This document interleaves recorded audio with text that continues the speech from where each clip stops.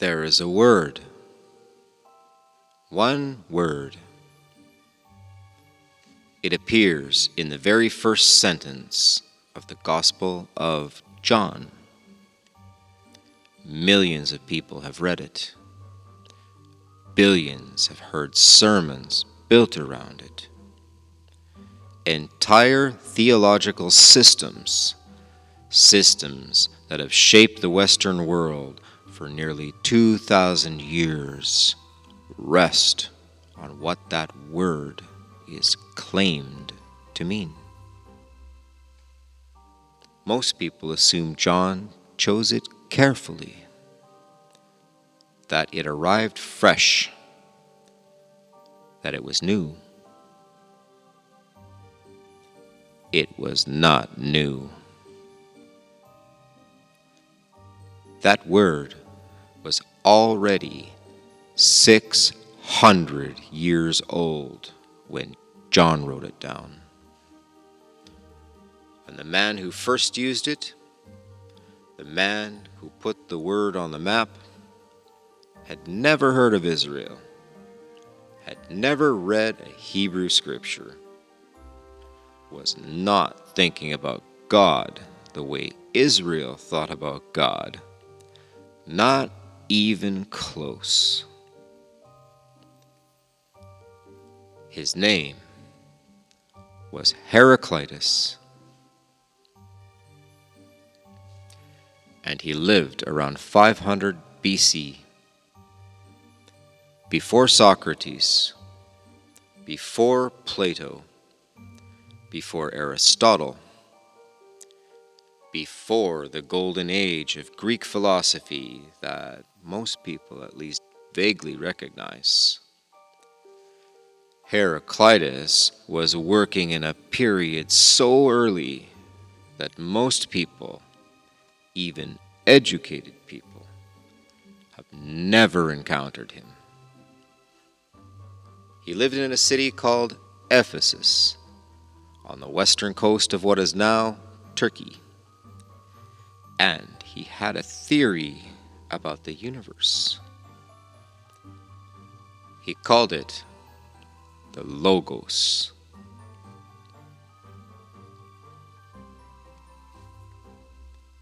That is where this investigation begins. Not in Jerusalem, not in a synagogue, not with a Hebrew scroll. In Ephesus, around 500 BC, with a Greek philosopher standing at the edge of the ancient world, trying to explain how everything holds together. We're not here to argue anything. We're not here to prove anything. We're here to look at what is actually there, to follow the evidence where it goes. And the evidence starts here, with one word and a 600-year journey. Before we meet Heraclitus properly, we need to spend a moment with the word itself, because Logos did not begin with Heraclitus. Greeks had been using that word for centuries before he was born. Homer used it. The poets used it. Ordinary people used it in ordinary conversation every day. In its most basic form, Logos simply meant word, speech, what someone says, an account of something. If you told someone what happened at the market this morning, you were giving them a Logos. If a merchant explained the terms of a transaction, he was giving a Logos. Common, everyday, unremarkable.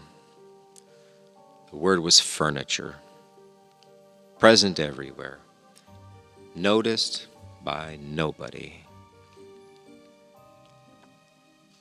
Then Heraclitus picked it up, and he did something to it that nobody had done before. He was born around 535 BC in Ephesus, a wealthy and cosmopolitan city, a trading hub, a place where ideas from different worlds move through constantly. He came from an aristocratic family. He had access to education and time and the kind of quiet that serious thinking requires. But by most accounts, he was not an easy man. Ancient writers described him as proud, solitary, contemptuous of ordinary thinking.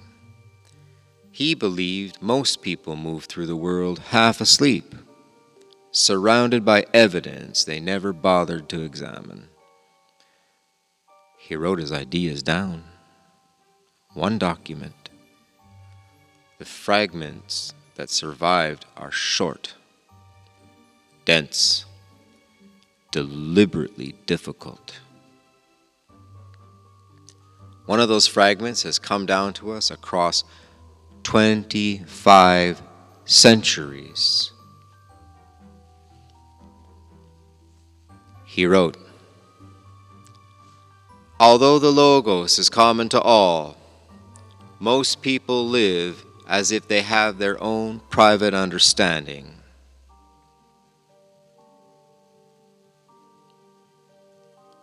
Let's look again.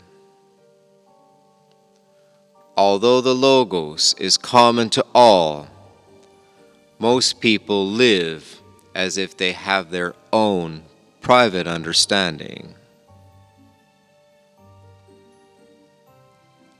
A Greek philosopher, 500 BC, writing about a rational principle present in everything, accessible to every human mind, and observing that most people ignore it entirely.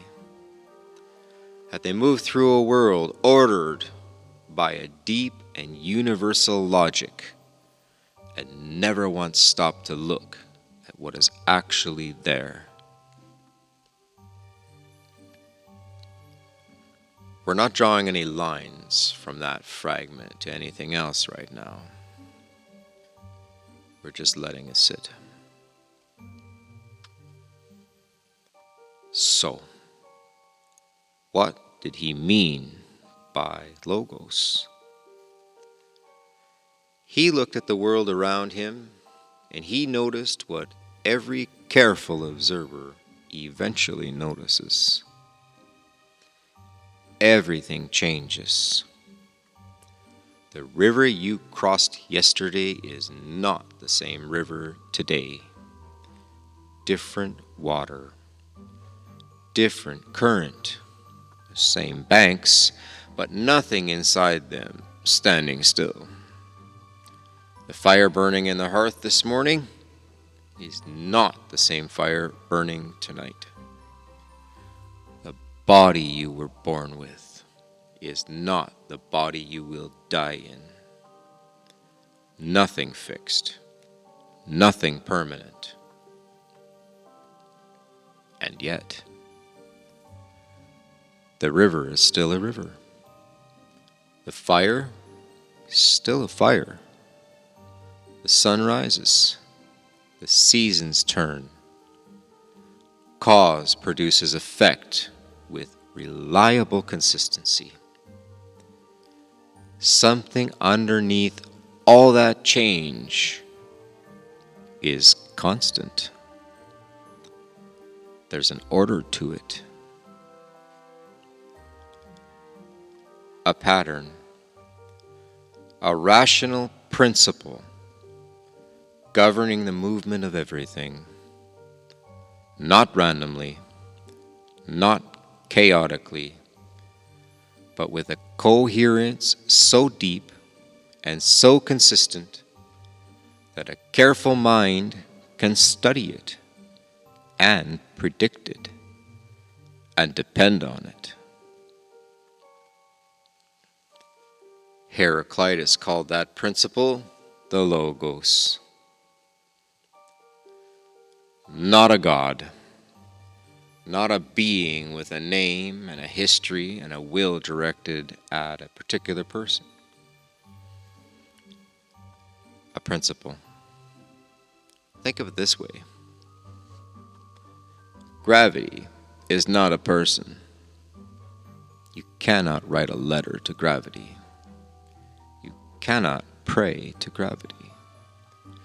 Gravity does not love you. Gravity does not make choices or change its mind or enter into a covenant with you. It simply operates consistently, universally, without preference or personality. That is the category Heraclitus was working in.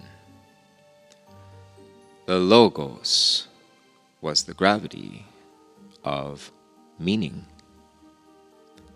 the rational force behind coherence, present in all things equally, governing everything without exception, belonging to no one in particular.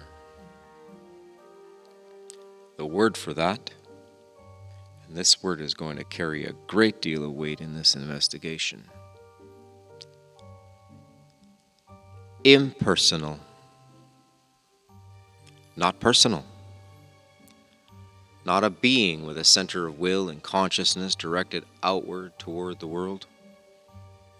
Impersonal. A principle. A force. A logic woven through reality itself. That is what Heraclitus meant by Logos. That is the word. That is the world it came from. That is the meaning it carried when it left his hands. And that meaning did not disappear when Heraclitus died. It traveled.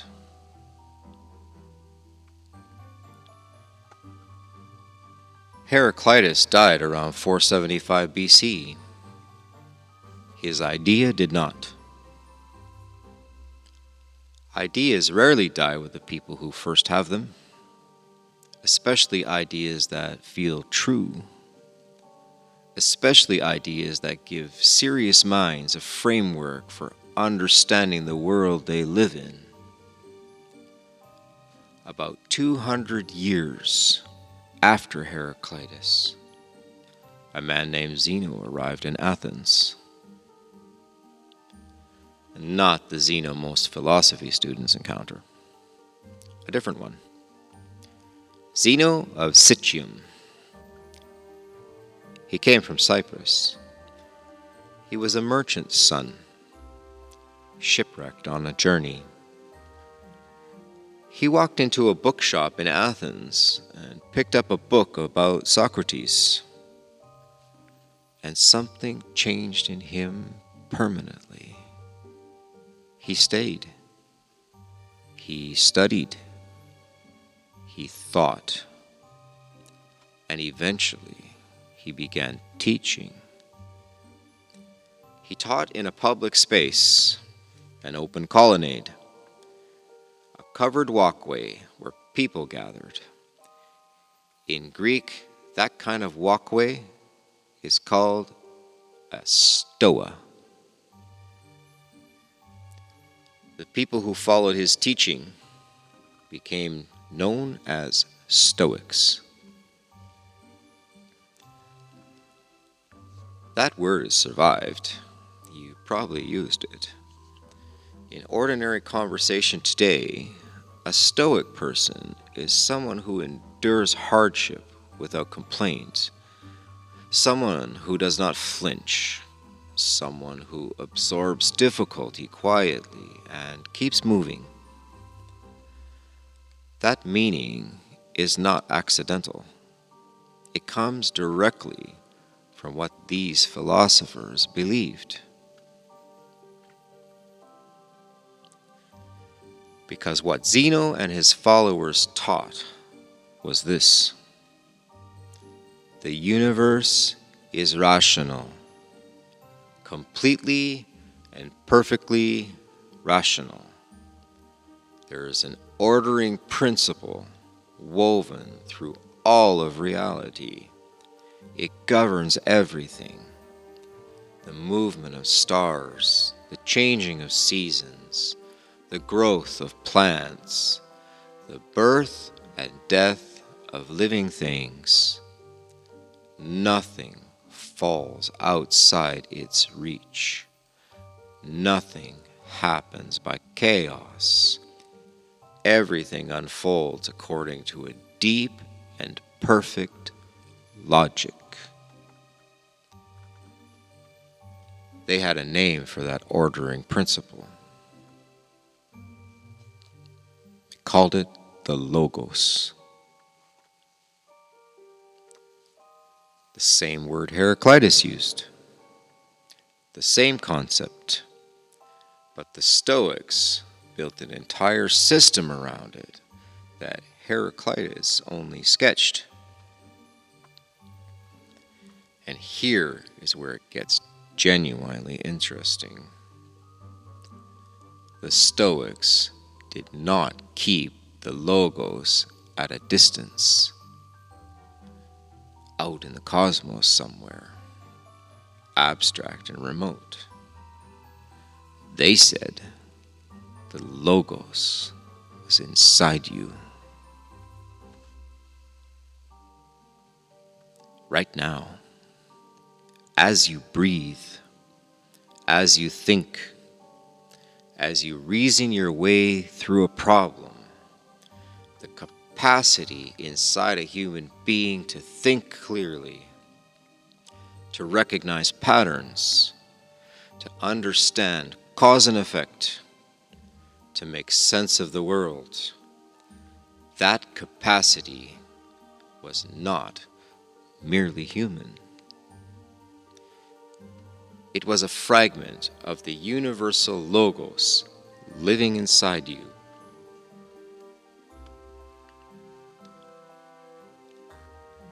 Think about what that means.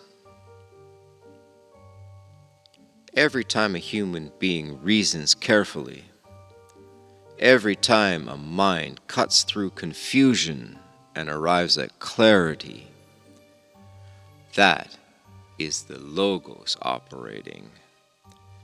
The same principle that holds the stars in their courses is the principle active in a human mind working through a difficult question. That is a remarkable idea. It meant that truth was not the property of one nation, or one religion, or one tradition. Truth belonged to reason, and reason was universal. Every human mind carried a fragment of the divine ordering principle of the universe. This was not a small or primitive idea. This was sophisticated. This was compelling. This attracted some of the most serious thinkers the ancient world produced for over 400 years. Stoicism was not a fringe movement. It was not a cult gathered in a back room. At its height, it was the dominant philosophical framework of the educated class across the entire Mediterranean world. Roman empires used it. Generals applied it. Senators built their ethical frameworks on it. And at the center of it all the Logos. Not a God with a name and a face and a history with a particular people. Not a being who made covenants, who spoke to patriarchs, who delivered a people out of slavery, gave them a law and promised them a land. A principle, rational, universal, impersonal, present in all things, belonging to no one. That word, that concept, had been the intellectual property of the most educated minds in the ancient world for 4 centuries before a single word of the New Testament was written. And it was still alive, still active, still the framework educated Greek-speaking people used to understand the nature of the divine. When the Gospel of John arrived, when those first readers hit the word logos in the opening line, they did not need a footnote. They did not need an explanation. They already knew exactly what the word meant. The question, and this question is going to stay with us for several more episodes, is whether what they knew matched what John intended. We're going to keep building toward that answer. But first, we need to understand how this Greek idea got so close to the Jewish world that it was practically inside the room where the New Testament was being written. The answer to that question has a name. And that name conquered the world before he was 33 years old. His name was Alexander. He became king of Macedonia at 20 years old. His father had just been assassinated. The empire his father built was barely holding together. Neighboring kingdoms were already moving to take advantage of the chaos. Within 2 years, he had stabilized everything. Within 10 years, he had conquered most of the known world.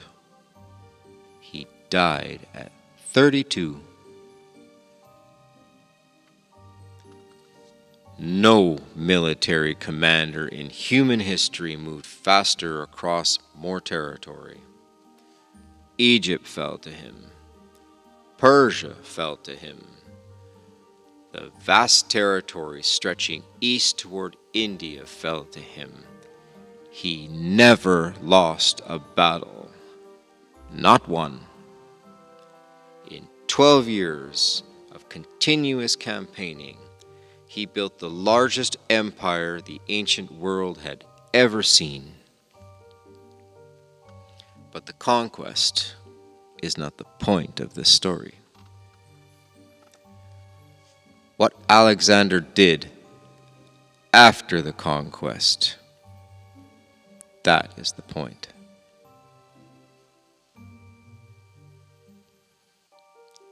Everywhere his armies went, something followed that was more permanent than soldiers. Language followed. Greek language. Schools followed. Greek schools. Teaching Greek literature. Greek mathematics. Greek rhetoric. Greek philosophy. Architecture followed. Greek buildings. Greek public spaces.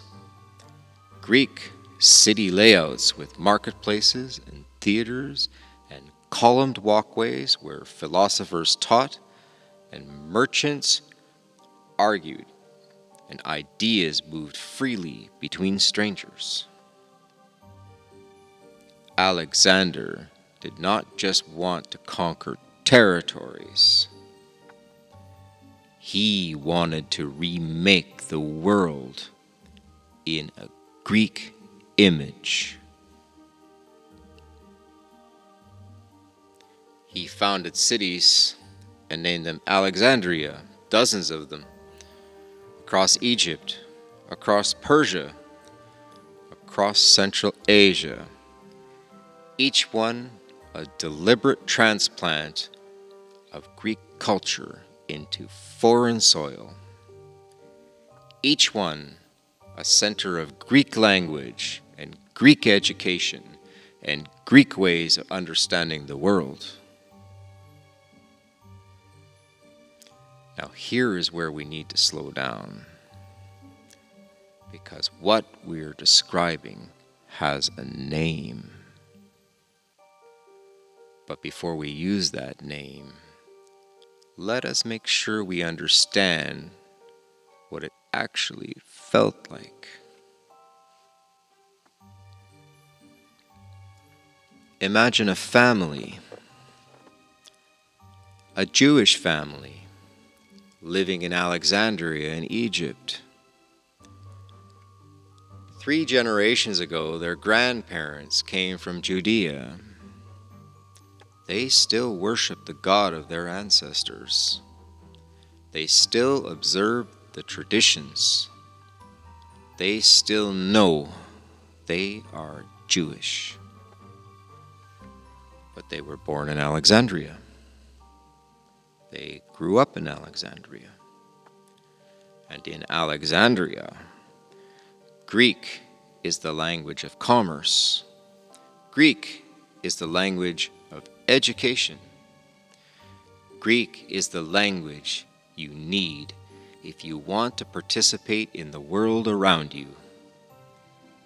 If you want to do business, if you want your children to have opportunities, if you want to be taken seriously by the people who hold power in your city. So, this family speaks Greek.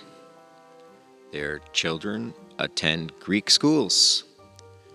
Their children read Homer and study rhetoric and encounter the great Greek philosophical tradition, including the Logos, as part of a standard education. And one day, those children sit down in a synagogue and someone reads from the scriptures.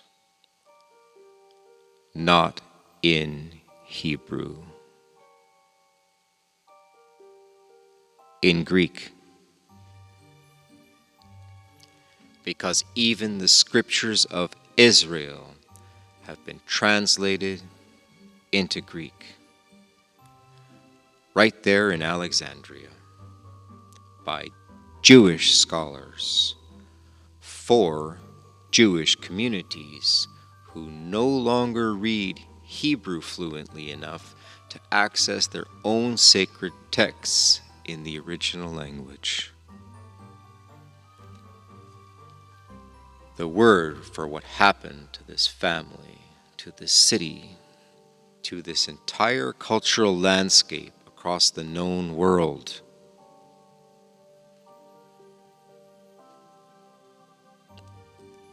Hellenization. From Hellas, the Greek word for Greece. Hellenization is what happens when a dominant culture moves into a space and gradually, sometimes gently, sometimes by force, replaces the language and the assumptions and the frameworks of the people already living there. does not always arrive with a sword.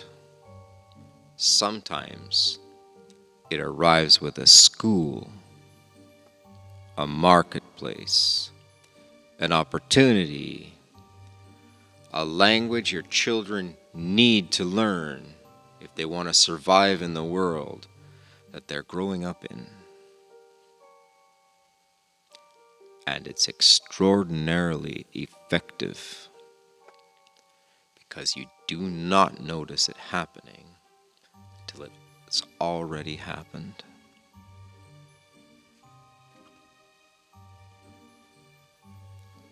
Now, here is the detail that matters most for this investigation. Alexander's conquests did not happen at a safe distance from Israel. Judea was not remote. Judea was not on the edge of the empire looking in. Judea was inside it. Alexander marched through Judea on his way to Egypt. Jewish communities lived under Greek-speaking rulers for generations. Jewish scholars worked in Greek-speaking cities. Jewish traders conducted business in Greek. Jewish families sent their children to Greek schools. The pressure was not distant. It was immediate, daily, personal. And the Jewish world felt it. Not passively, not quietly. Some Jews embraced Greek culture. They saw opportunity, they saw sophistication, they saw a framework for understanding the world that felt genuinely compelling. Other Jews resisted violently at enormous personal cost. Around 167 BC, roughly 150 years after Alexander, that tension exploded into open warfare. A Greek ruler named Antiochus decided to accelerate the process. He outlawed Jewish practices. He desecrated the temple in Jerusalem.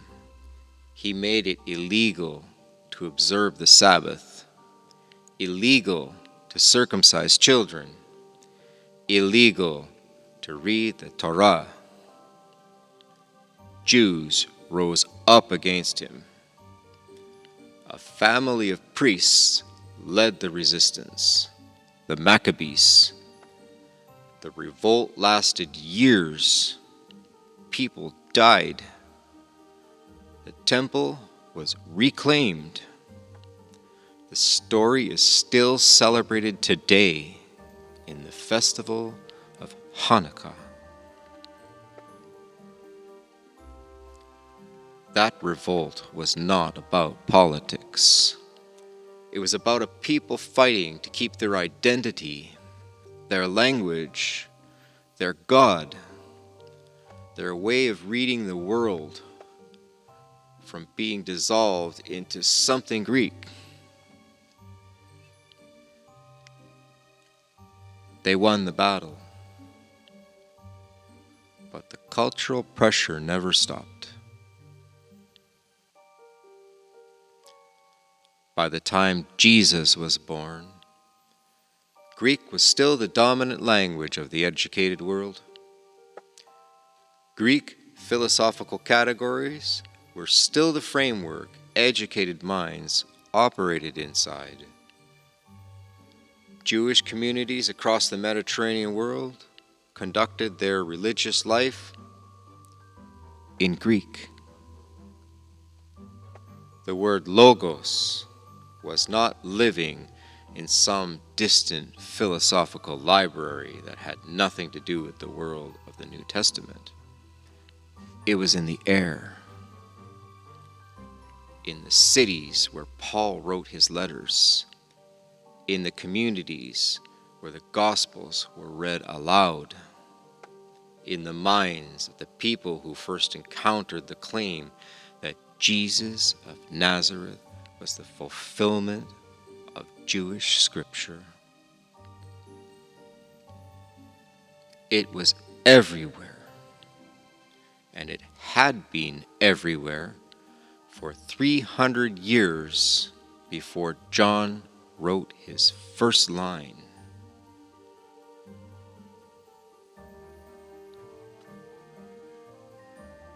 Now, we need to stop at two specific facts, not background, not general history, evidence.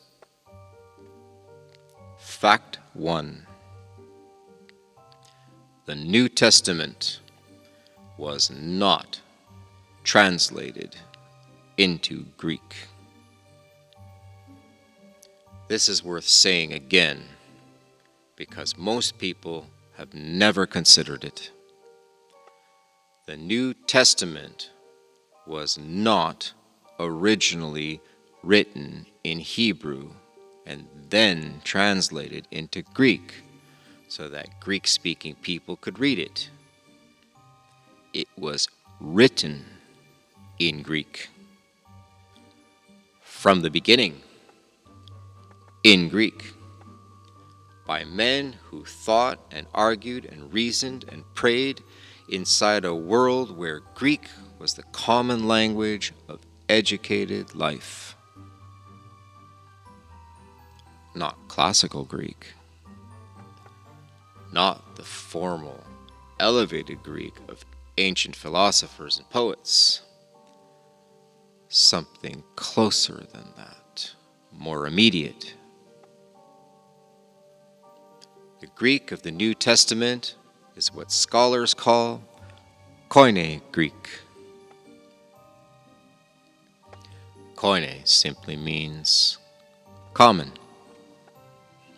street Greek.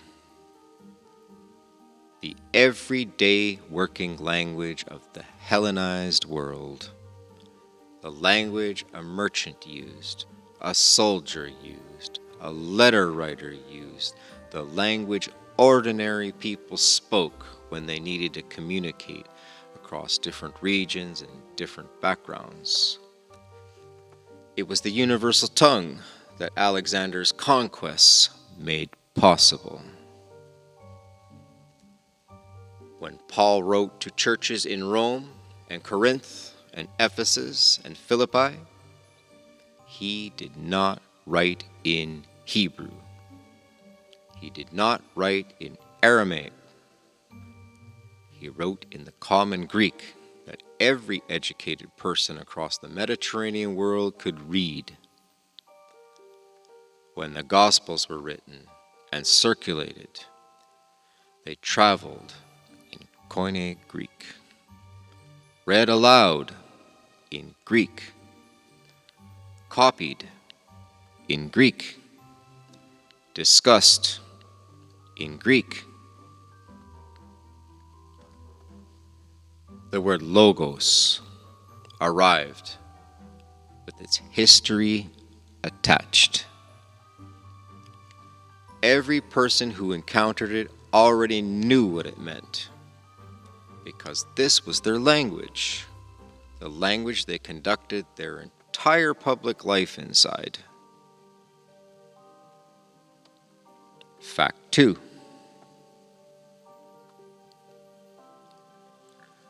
When the authors of the New Testament quoted from the Hebrew Scriptures, and they did so constantly, on almost every page, they were not quoting from a Hebrew text. They were quoting from a Greek translation. around 250 BC, roughly a century after Alexander's conquests had made Greek the dominant language of the known world. A group of Jewish scholars in Alexandria sat down to translate the Hebrew scriptures into Greek. The translation they produced became known as the Septuagint, named from the Latin word for 70. The tradition held that 70 scholars worked on it. This was not a minor or peripheral document. This was the Bible of the early church. The scriptures Paul preached from. The scriptures the gospel writers quoted. The scriptures read aloud in synagogues across the Greek-speaking world.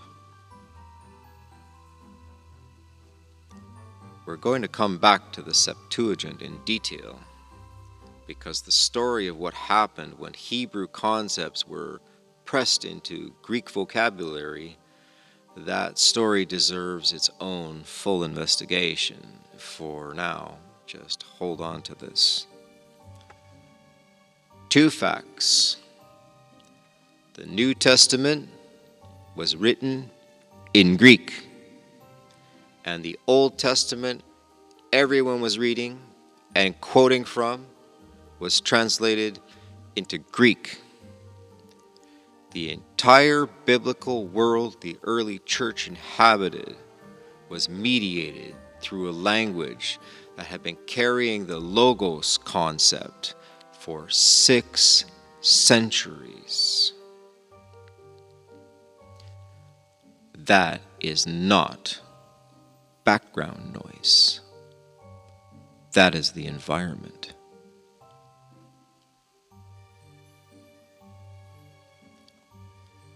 So here is where we are.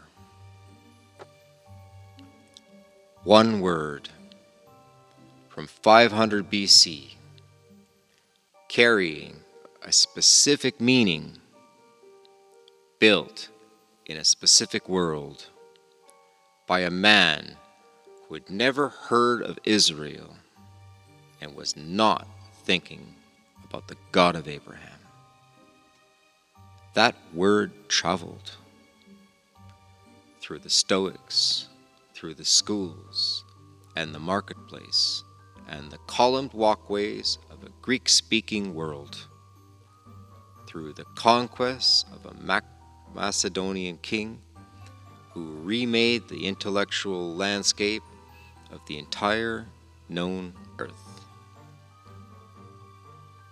It was in the air of every city where the New Testament was written. It was in the language the New Testament was written in. It was in the translation of the scriptures the New Testament authors quoted from. The word logos did not arrive at the Gospel of John empty. It arrived full. 6 centuries of meaning, 6 centuries of philosophy, 6 centuries of a world that understood the logos as a rational, cosmic principle, intelligent, universal, and impersonal, already living inside that world before John ever picked up his pen. That's not an accusation. That is not a conclusion. That is just what is actually there.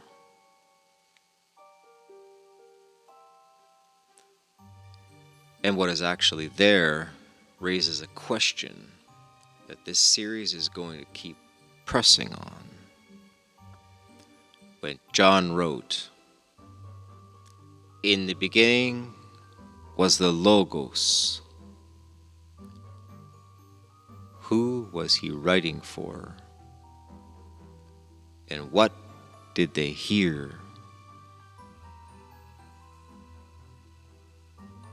That is next. Walk in truth.